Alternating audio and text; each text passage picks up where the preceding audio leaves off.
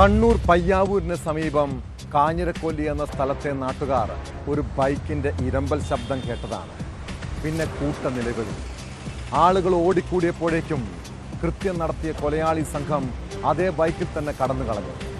കാഞ്ഞിരക്കൊല്ലി ആമനത്തോട് സ്വദേശി നിതീഷ് ബാബുവിനെ പട്ടാപ്പകൽ ഭാര്യയുടെ കൺമുന്നിലിട്ടാണ് വെട്ടിക്കൊലപ്പെടുത്തിയത്. ആക്രമണം തടയാൻ ശ്രമിച്ച ഭാര്യ ശ്രുതിയെയും സംഘം വെട്ടി പരിക്കേൽപ്പിച്ചു. പൾസർ ബൈക്കിലെത്തിയ രണ്ടംഗ സംഘമാണ് ആക്രമണത്തിന് പിന്നിൽ. സാമ്പത്തിക പ്രശ്നത്തെ തുടർന്നുണ്ടായ തർക്കമാണ് കൊലപാതകത്തിലേക്ക് നയിച്ചതെന്നാണ് പ്രാഥമിക വിവരം.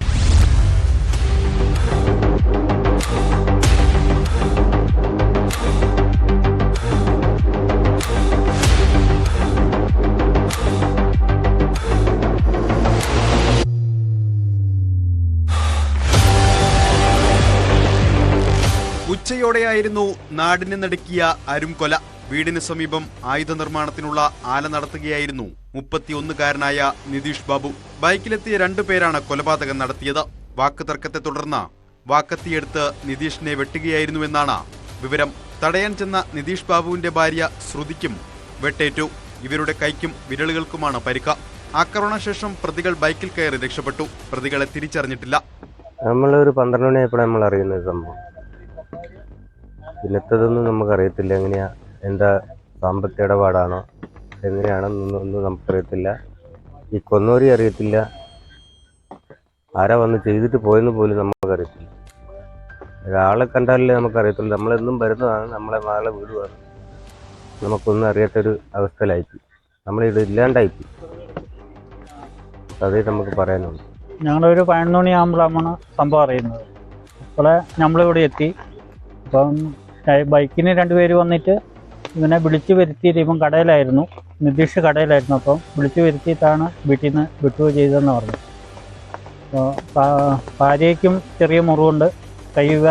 കൈപ്പത്തി വിരൽ 2 പോയി എന്നാണ് പറഞ്ഞത്.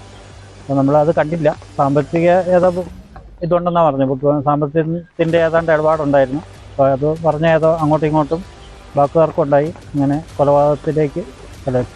സാമ്പത്തിക പ്രശ്നത്തെ തുടർന്നുണ്ടായ തർക്കമാണ് കൊലപാതകത്തിലേക്ക് നയിച്ചതെന്നാണ് പ്രാഥമിക വിവരം. പയ്യാവൂർ പോലീസ് സ്ഥലത്തെത്തി അന്വേഷണം ആരംഭിച്ചു. പ്രതികൾക്കായി തെരച്ചിൽ ഊർജിതമാക്കിയിട്ടുണ്ട്. തോക്ക് നിർമ്മാണവുമായി ബന്ധപ്പെട്ട ഇടപാടിനെ ചൊല്ലിയാണ് തർക്കമുണ്ടായതെന്നാണ് സൂചന. ഇക്കാര്യങ്ങളെല്ലാം പോലീസ് അന്വേഷിച്ചു വരികയാണ്. നമ്മൾ ഭാര്യയെടുത്ത് വിളിച്ച് ചോദിച്ചു. ഭാര്യ ആശുപത്രി കൊണ്ടുപോയേക്കുന്നു. ചോദിച്ചു സാമ്പത്തിക ഇടപാടിൻ്റെ വിഷയത്തിലുണ്ടായ തർക്കമാണ് ഇതിന് കാരണമെന്നാണ് പറഞ്ഞത്. ബാക്കി നമ്മൾ പ്രതികളെ അന്വേഷിച്ചുകൊണ്ടിരിക്കുകയാണ്. കേസ് പറയുന്ന ആൾക്കാരെ നമ്മളൊന്ന് വെരിഫൈ ചെയ്യണം. പേരൊന്നും അവർക്ക് കറക്റ്റ് അറിയത്തില്ല. ആക്ച്വൽ റീസൺ സാമ്പത്തിക ഇടപെടാണ് പറയുന്നത്. സാമ്പത്തിക ഇങ്ങനെ ഓരോ ഇതൊക്കെ ചെയ്യുന്നല്ലേ, നമ്മളെ കൊല്ലപ്പണിയല്ലേ, അതിൻ്റെ എന്തോ വിഷയത്തിലുണ്ടായ പൈസയായിട്ട് ഇവർക്ക് കൊടുത്തിട്ടുണ്ട്. അതിൻ്റെ ഒരു വിഷയം പൈസ ചോദിച്ചപ്പോൾ ഉണ്ടായ ഇതാണെന്ന് പറഞ്ഞു. അതിൻ്റെ അത്രേ അവർ പറഞ്ഞിട്ടുള്ളൂ. ബൈക്കിലെത്തിയവർ ഇതിനു മുൻപും ഇവിടെ വന്നവരാണെന്നും പറയപ്പെടുന്നുണ്ട്. ചികിത്സയിൽ കഴിയുന്ന ശ്രുതിയുടെ മൊഴിയെടുത്താൽ മാത്രമേ കൂടുതൽ കാര്യങ്ങൾ വ്യക്തമാകൂ.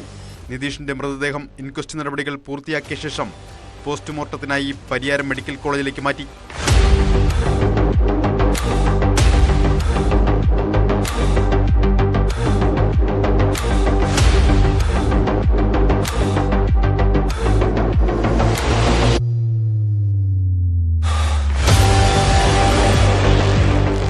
ന്യൂസ് 18 കണ്ണൂർ.